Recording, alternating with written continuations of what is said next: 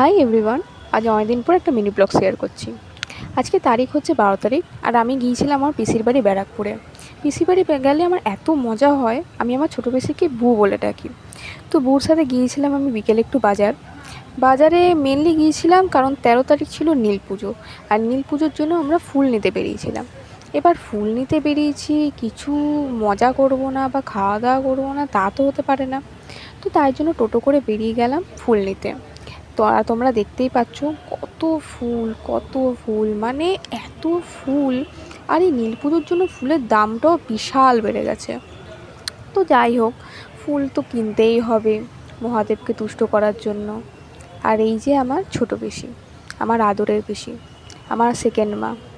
তারপর ফুল টুল কিনে আমরা বেরিয়ে পড়েছিলাম। বেরিয়ে পড়ে একটু আশেপাশে ঘোরাফেরা করে আমি আর আমার বউ মিলে ডিসাইড করলাম যে একটু মনোজিন্স যাওয়া যায়। অনেক দিন কেক খাওয়া হয় না। তো চলে গেলাম দুজন মিলে হাঁটতে হাঁটতে মনোজিন্সে, আর নিয়ে নিলাম এই পেস্ট্রিটা। তারপর পেস্ট্রি খেয়ে বেরিয়ে পড়েছিলাম বাড়ির উদ্দেশ্যে।